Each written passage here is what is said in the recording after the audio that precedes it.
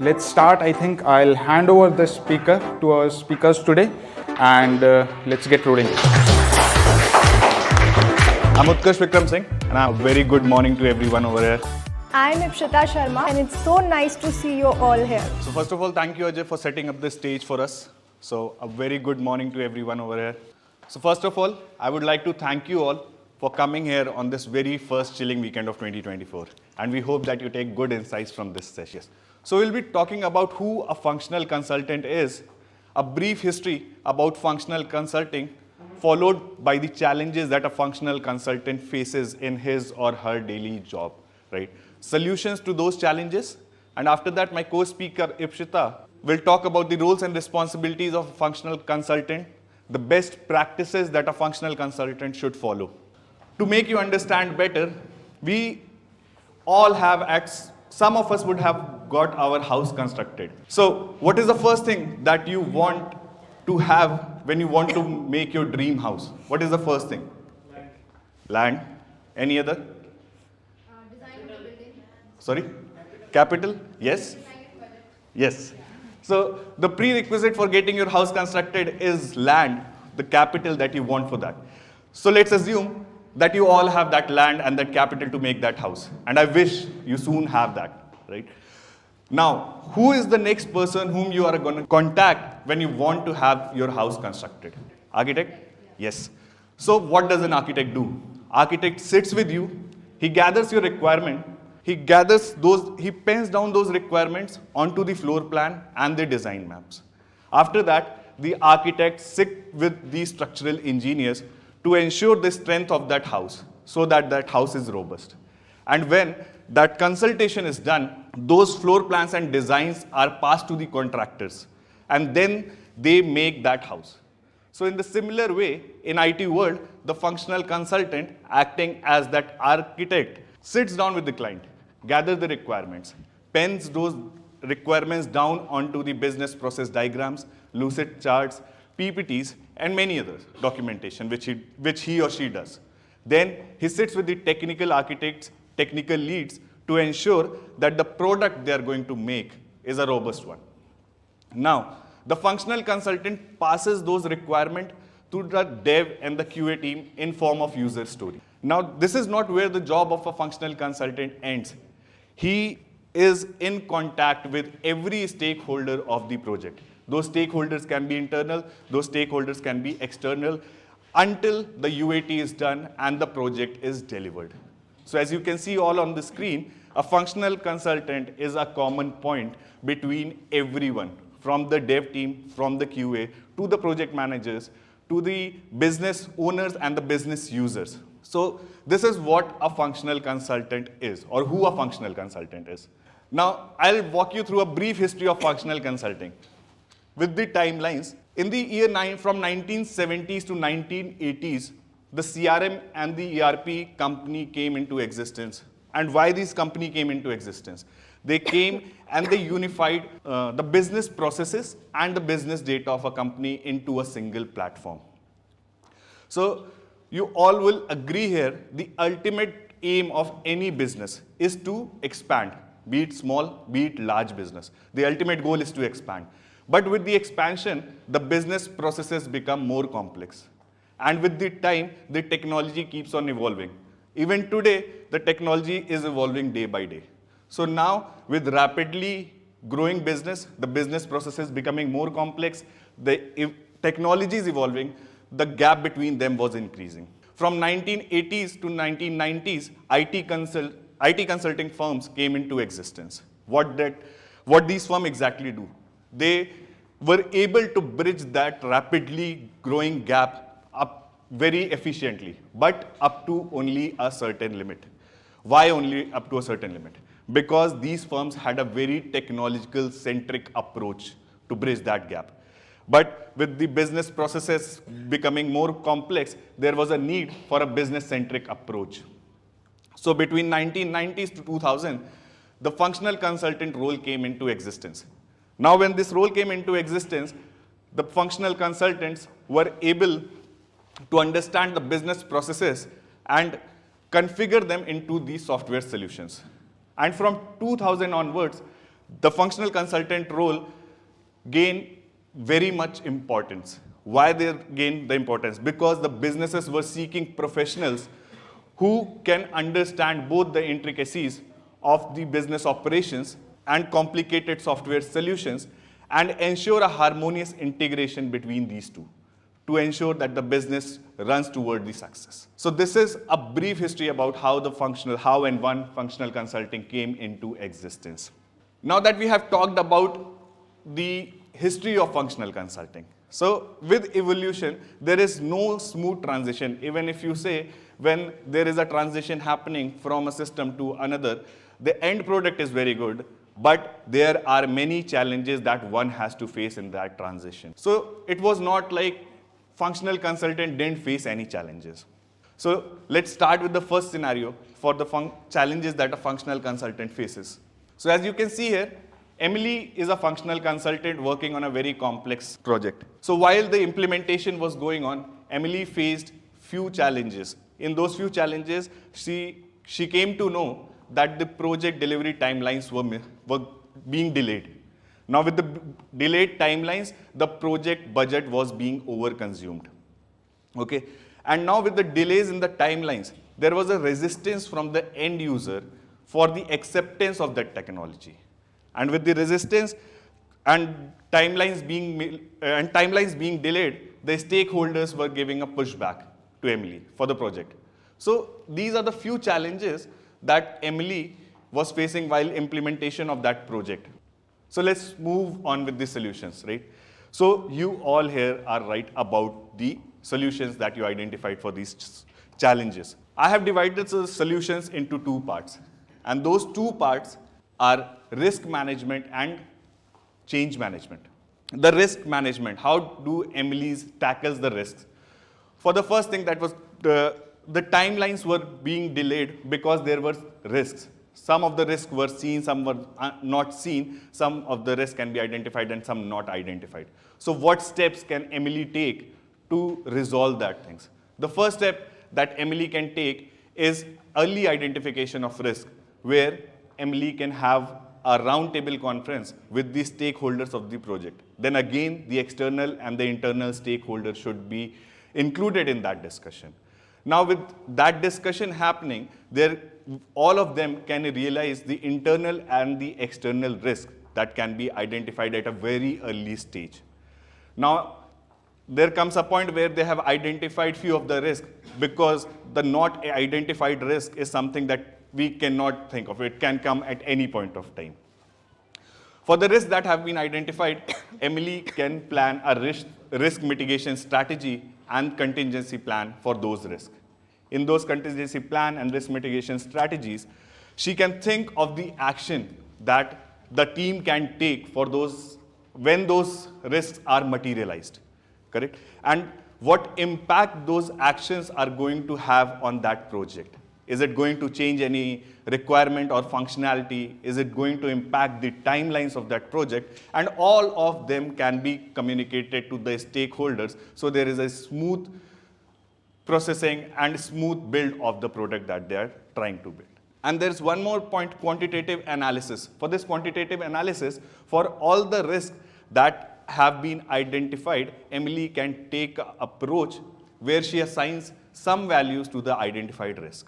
That can be based on the severity of the risk, that can be based on any other parameters. And when these risks have been given a value or given a high risk, low risk parameters, she can then take that course of action.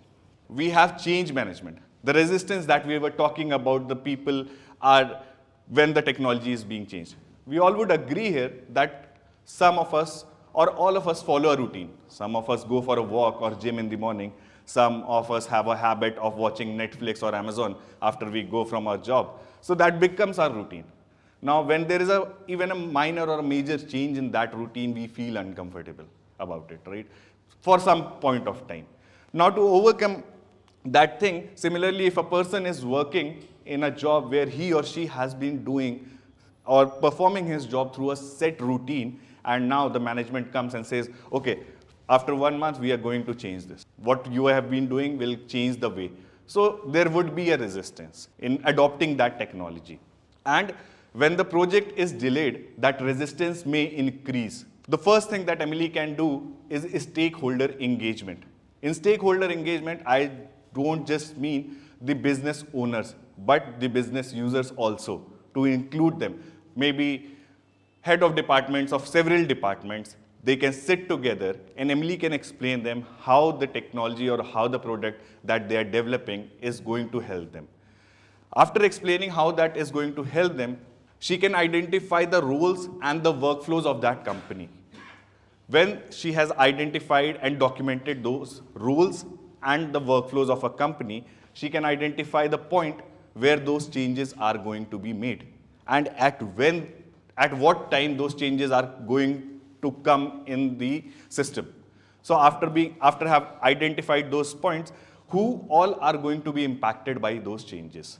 So she can efficiently convey those changes to those users and tell them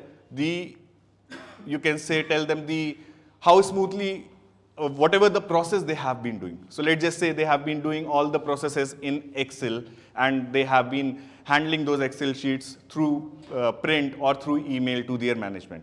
But with this automated changes, now they just have to put in the records, but they don't have to mail anything or they don't have to send printouts to anyone. Their management just enters into the org and they see everything that they have entered. So this is how she can convey how effectively the change is going to be done. Okay? So these are the few steps that Emily can take for these challenges. Now, when we are discussing challenges, they are not subjected to only these challenges. There can be many that a functional consultant faces when he or she is doing his or her job. So in an hour-long session, I don't think we can cover every challenge that they face, but we'll cover few of them and then we'll move forward. In next scenario, you can see Sarah is a functional consultant here. And this is a very easy one. I think you all can find the solution to it. So in this, Sarah is finding difficulty in internal alignment. So the internal stakeholders of the project, that is the dev and the QA team, are misaligned. How they are misaligned? The dev team didn't understand the requirement that was told by Sarah. They understood it, but they approached it in a very different way. Okay? So they were building something, and when they deviated from this scope, that also gave deviation to the QA team, because something that was built by dev team was tested in the same manner by the QA team, and the functionality was different. So that affected a surge in the defects found. And with all this happening, obviously, the project timeline is going to be impacted. Correct? So what steps Sarah can take is, first, Sibi told that they can set up a regular meeting where the dev team and the functional consultant, Sarah, can sit together. Now, when they sit together, Sarah can clearly tell them the requirement which has been asked for, what functionality has to be built, what product at the end is required. If there is some misalignment or the dev team is unable to understand those requirements, they can ask Sarah for the clarification on those requirements so that they don't build something, any other thing that is not required. Okay? One of the most important things that I myself think is very important are the joint sprint planning sessions. Well, this joint sprint planning includes everyone. That includes project managers, the dev team, the functional consultants, the QA as well. Why these sessions are planning? The sprint planning is done on the basis of requirements prioritizing. So let's just say the dev team was included in building the opportunity object. But 2 weeks or 2 days before, Sarah had a conversation with the business stakeholders, and they told that they want to reprioritize the opportunity object and they want to set up the sales cycle first. So what happened? Dev team was continuing on the building opportunities object, but the requirement had reprioritized to sales lifecycle. So in the joint sprint planning session, these all things can come up, and the task can be prioritized according to the requirement so that the timelines are never missed and things go as planned. Now, the next step, the continuous feedback loop. The feedbacks are a two-way thing where Sarah and the dev team sits together the dev team can give feedback to Sarah, where let's just say there comes a requirement which the dev team thinks needs to be pushed back to the client. That this is not so much required and we need to push back this requirement, and this will have an impact on our project delivery or project timelines. So Sarah can take that feedback and she can go back to the business stakeholders and convey the same. Similarly, if Sarah thinks that dev is not understanding the scope clearly and they are deviating from the course, and that is also taking a toll on the timelines, so she can give that feedback to the dev team as well. So this is a two-way thing that they have to take on. From the QA side, well, if somebody would have attended our previous session of Tech Brews, they would have known how important role the QA team plays in any project delivery. Okay? So Sarah needs to have alignment with the QA team on what exactly they need to do. The first step, that is very rarely taken, but an important step, is user refinement, user stories refinement. So a collaborative session on that. What Sarah here can do is take 2-3 user stories. They can be from any previous project or they can be from the same project, and she can ask the QA team what exactly is missing in this user story, or what exactly needs to be more explained in this user story, so they have a clear testing approach. So this is one thing. The other thing, test planning workshops. Now let's just say the QA team starts testing whatever has been built by the dev team, but they had a very different mindset in approaching that functionality. That happy path was straight, but they were going down, then up, and then straight. So in this test planning workshop, Sarah can tell them the exact approach that the QA should take so that they never deviate from the right course. Okay? Then another important step, issue tracking system. So we all test stories, the QA teams test stories, they log bugs on the stories, but consider a central repository for those bugs. Not only the bugs that were found by the QA team, but when a functional consultant runs end-to-end testing, he or she may also find some bugs.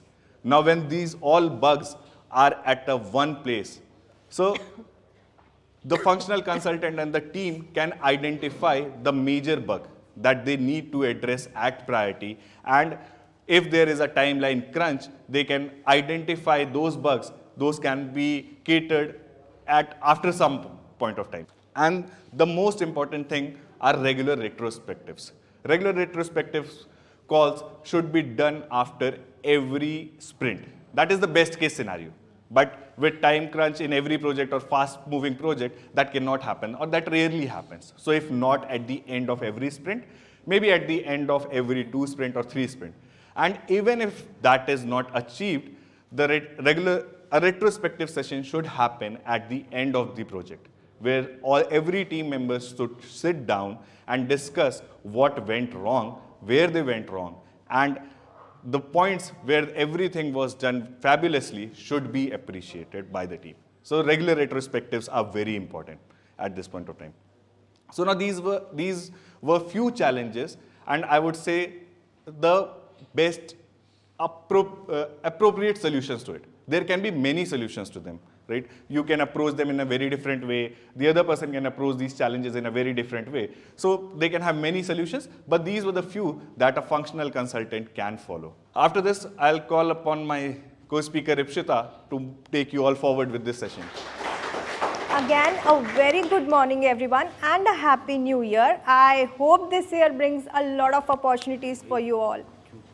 So, before starting with the actual content, I want you all to relate with one statement which you might have heard about functional consulting.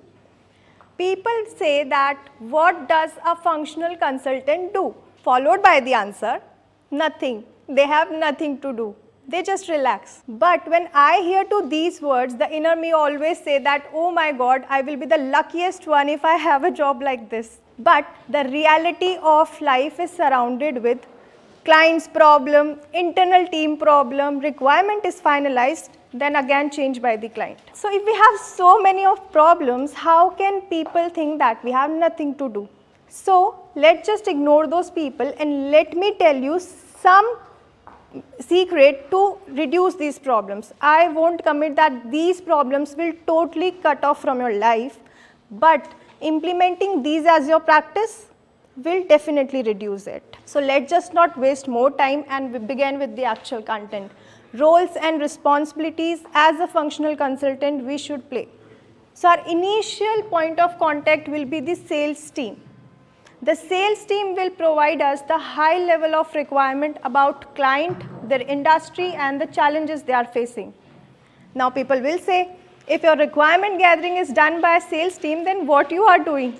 Bear with me guys, I will tell you what we will do. So high level of requirement is provided by sales team. Now our task is to do the homework of stocking and inspecting. This time we are not supposed to stock our crush profile, but we have to stock our client's profile. We have to find out the ways from where we can research more about client. Because we have the high level of requirement, now we need to find the ways from where we can find find what challenges they are facing, their industry, and can get more about them. So by doing this, you will have several of questions roaming around in your mind. At that moment, try to maintain a proper document for those questionnaires. I won't say try to, just make a proper document for those questions which you have. Those questions will start with how, why, what, when. So why I'm emphasizing to maintain a document, because there are some smart people, they think that we have good memory and we can recall while going over the call. But when they go over the call, out of 5 questions, only 2 they ask from the client and rest 3 are somewhere dumped into their mind. So don't make this as your practice. Maintain a proper document and also share it before you jump over the call with client. So your client can also come prepared to answer those questions. And that too will not waste your and your client's time. Now we have done our research, we have done our homework, we have shared the questionnaire sheet. Now is the time when we have to connect with client. Now is the time where we have to connect with client and we have to deep dive into the requirements and challenges the client is facing. The time for discovery calls. In these discovery calls, you have to be attentive and you have to listen what challenges your client is facing. What pain points are there in their business and how best you and your team can provide to make their business more good. I am saying to be attentive because when you are not attentive during those calls, you might lost half of the problem and you will create mess there only. So being attentive during those calls is really important. The clarity is really important of requirement. Ask open questions. Ask client what challenges they are facing and what solution they need from us and what best we can provide to them. So discovery calls are very important. Then the one most important thing here is business process and customer journey and persona mapping. This is the point where we sometimes show our laziness and do not follow this.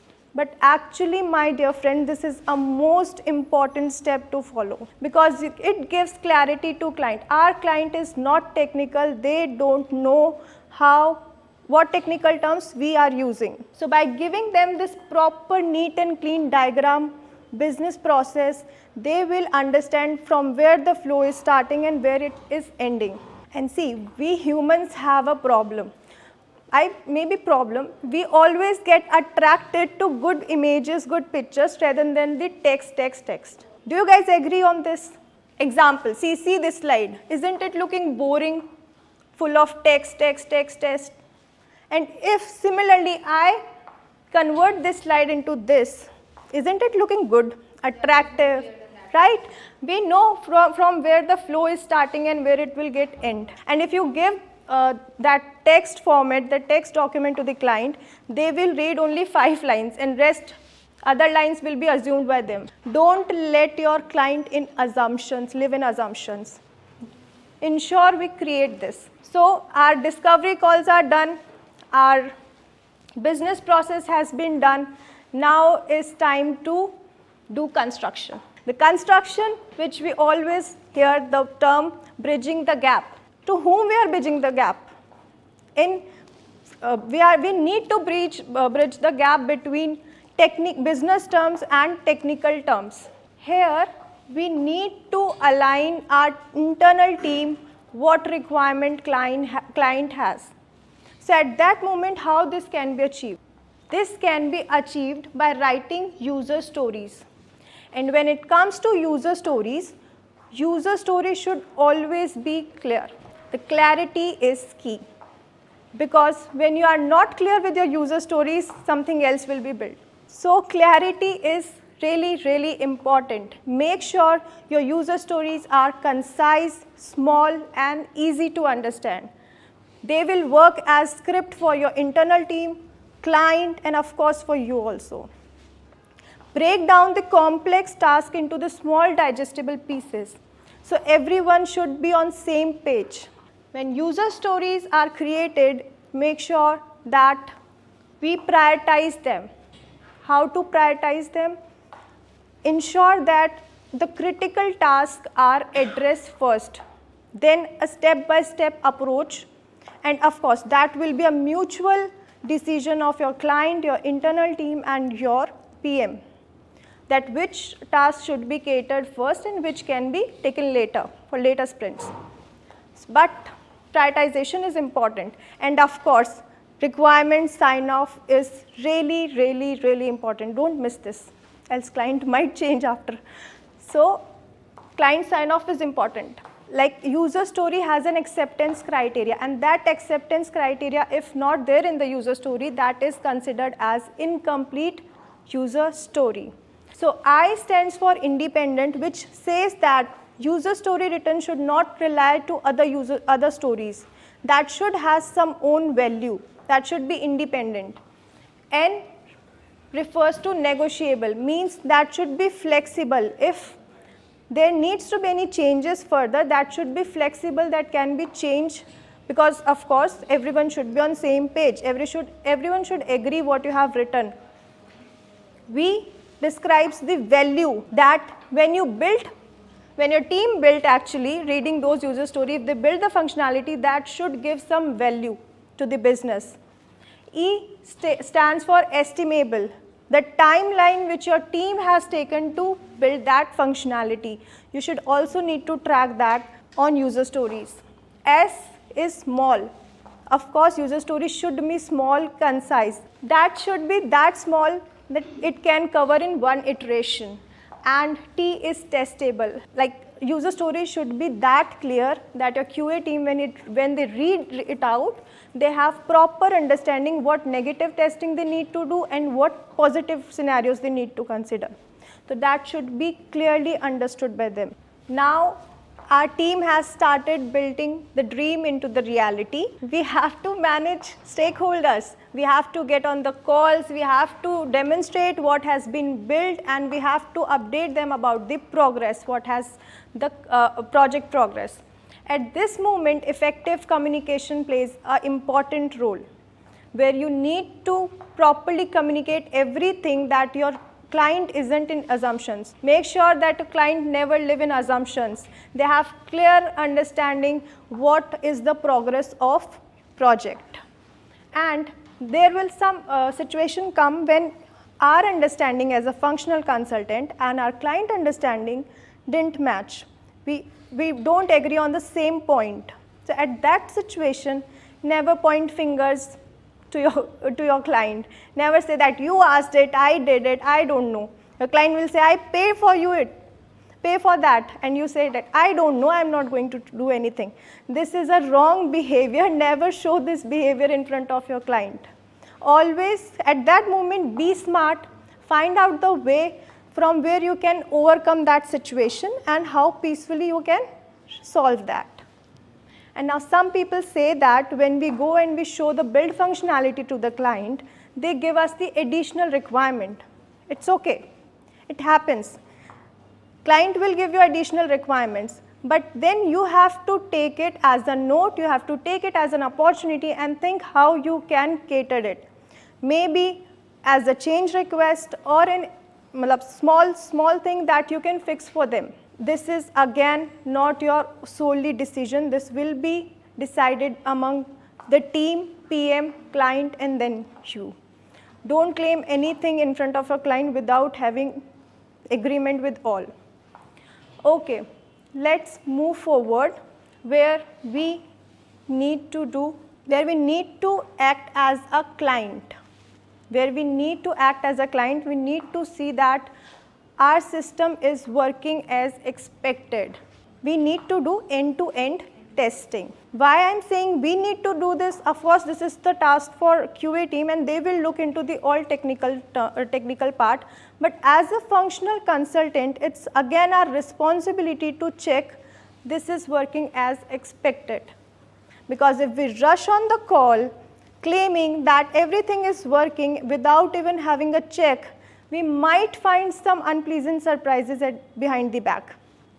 And trust me guys, Goa dream will become our dream now. Goa trip will become our dream. So don't miss this step and ensure we have end-to-end testing. And if any bug or issue comes, we assign it to the development team. They will fix it. Then we have to again test it until it works fine. And then everything is built from our side, everything has been done. We now need to assign it to the client. They will do their testing with the help of test scripts, which QA will provide. They will have a check and they will of course provide us the feedbacks. Ensure that those feedbacks are addressed and configured as expected. What do you think? Our responsibilities are over? No. Now we need to play the role of teacher. Teacher, where we need to make our client understood how to navigate through the system.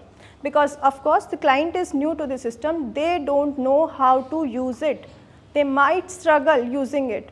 So provide them proper documentation, conduct training session, from that they can have good knowledge how to use the system. This is important, and of course client is paying the tuition fee. So we need to be properly ensure that client is not only understood how to navigate the system, how to use the functionality, but they are also confident about their business they are running there. So this is an important step. So we have seen all roles and responsibilities as a functional consultant we all need to follow. The one most important step here is if we can only follow these responsibilities when we have this good communication. Good communication skill is very, very, very important. As a functional consultant, we should always stay calm, never show aggression in front of your client while talking. Stay calm, understand what challenges your client is facing. See, we will meet different peoples in our life. We will meet different people in our life who have different culture, different generation, different abilities, different skill set, and that might cause a barrier. That might cause a communication barrier. But again, as a functional consultant, it's our responsibility to start with a good conversation.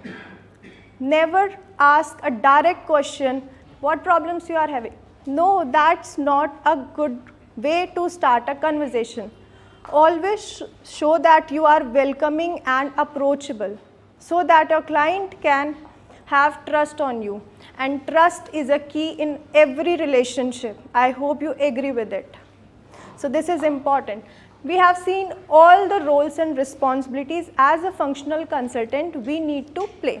Now let's see some best practices which we can follow carrying out our responsibilities. The first one, client relationship. As I already said, relationship building is a key. Make sure we have good terms with our client. Now the next is no gray matter. There no room for assumptions. Be clear with your responsibilities, challenges, and everything. Never assume anything. Like if you have any problem, you think that you need to ask this question, ask open-ended question from your client, but have clarity on it. Do not live in assumptions. Client sign off. Again, imagine your client asks you for SUV and you end up building the truck. Truck and SUV are both different vehicles, different look. And also you being smarter, convincing the client on the call, I have given you the big stairs. I have given you the big wheels, open area where you can have fresh air. But guys, client asked for a car. And you end up building the truck. Both different, right? So make sure at this situation we have the client confirmation.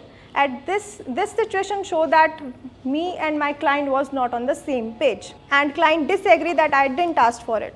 So if we have client sign off, client won't, in further situations, client won't disagree upon it. Client sign off is very, very important. Make sure we have on requirement or documents, stories which we write, everything, every important thing which we before start building the functionality. Then stay updated with industry knowledge. As discussed, maybe discussed why industry knowledge is needed. Because our client is thinking that we are the experts. We have every knowledge. So for that expertise, we need to do learning. We need to do continuous learning. Detailed documentation is the last and the very, very important best practice, which might sound lazy to some people here, like who will write documentation? It is boring, I know, but it is important. If you will have this in your practice, this is important. This is a valuable asset when your client, like client audits, client reviewing and future planning. Trust me, my dear friends, you will have that hero moment when client will say that I didn't ask for it. And you will seamlessly open the screen and show that you did ask for it. So at that moment, you need to maintain a proper detailed documentation. That is very, very important. And also ensure that your team too maintain it. And in the same format you are doing. So I hope from Monday onwards, when we work on the project, we have all these things in our mind. So that was all today from our session. Thank you very much. Thank you for being an active participant.